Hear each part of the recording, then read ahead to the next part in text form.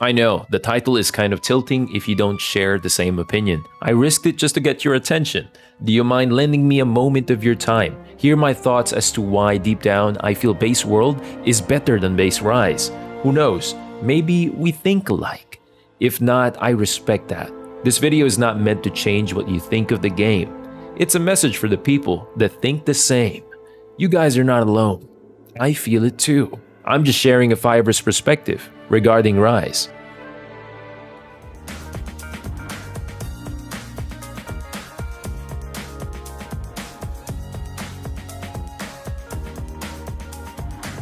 And before we proceed to Retro's beautiful voice, a word from our sponsors. Choose from a variety of well-designed heroes, face challenging bosses, engage in exciting PvP battles. This is Raid Shadow Legends. Just got into the game and I fell in love with Elaine. Despite being a 3-star character, I find her incredibly useful. Having 2 AoE skills paired that up with the bonus equipment the game gives to new players, I was able to level up my weaker units easily, cheesing the waves over and over again until they become max level. Deciding to try out Raid this month is perfect. Raid's got a non-stop schedule of summer events and activities, fusion events to get a brand new champion. On top of that, they would be releasing 5 more champions and the design is spectacular. You want this badass chick for free? All you have to do is click the link in the description below. Not only will you get Chonoru, you'll get 200k silver, 1 XP boost, 1 energy refill, and 1 ancient shard to have a chance to summon another full champion. Again, just click the link in the description below. The rewards will be sent to your inbox. It's that simple. I'll see you in the game. I can sense the hype from the OG Gunsexuals. Please.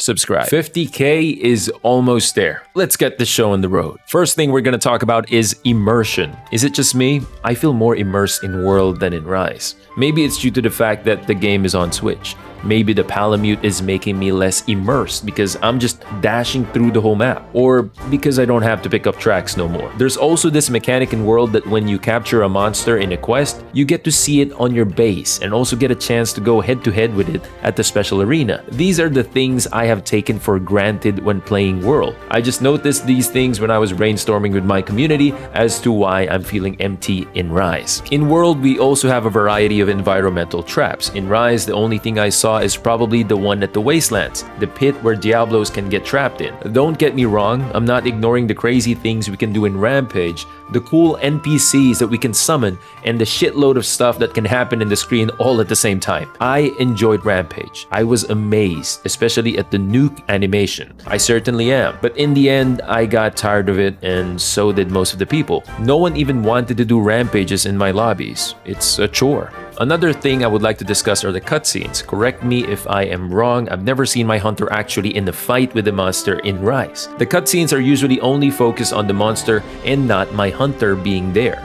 In World, we had several moments where our hunter, that most people actually took hours and hours to dress up and edit, make an appearance, and actually being part of the action in the cutscene. In Rise, you rarely see that. Also, World was released with a complete story. Rise was not. Don't get angry. You know it's a fact. That is why immersion is World. Next topic, set building. A lot of people will throw a damn brick at me for what I'm about to say here. RNG decorations over RNG talismans. I know, it takes an eternity for certain decorations to appear for people, but at least when you get it, you already got it. You won't be thinking, hey, something is still out there that is better than this decoration. With RNG talismans, it's like being a person who is going to give up a relationship the moment it turns ugly. You're always thinking there's a talisman out there that is better. In World, the existence of a variety of armor bonuses are fun too. Some can actually make up for that decoration you are missing. Some can make that meme build you want a reality. Craftable talismans tend to be useful as well in min-maxing your builds. That is why set building, World. But World has trash weapon designs. Let's go to endgame. Talisman grind versus Deco grind. Hold on, before Talisman grind peeps and Deco grind peeps beat up each other in the comment section, I'm not talking about the chances to get a good Deco and the chances to get a good Talisman here. I'm going to compare the journey of grinding these things. Calm your tits. Talisman grinding was made in a sense that you can hunt any monster in the game and use almost any material you get from the hunt to fill up your melding pots. The materials you get from the monster would have a corresponding value. Basically, the stronger the monster, the higher the value of those materials.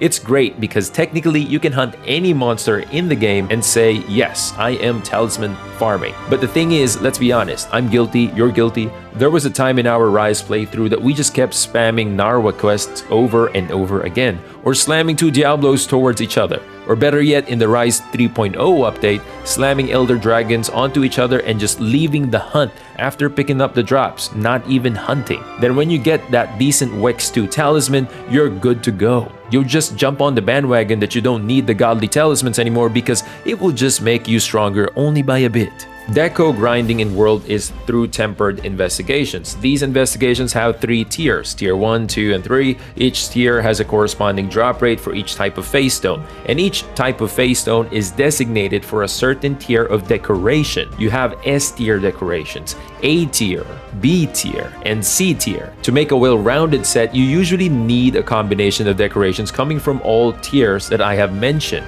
Hence, you usually have to cycle through the tier 1, 2, and 3 investigations.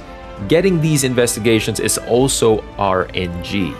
Sometimes you get good quests and sometimes bad.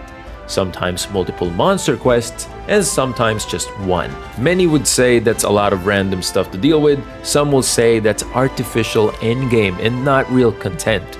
I won't argue because it's true, but let me tell you this, it gave me a rush when I was playing, gave me a sense of fulfillment when I get a good investigation with 5 rewards, and also frightened when I saw it's just a 1 card quest. These are the types of quests that you go with your mates and say, hey, want to jump in this 5 reward quest? Bring your A game and don't cart.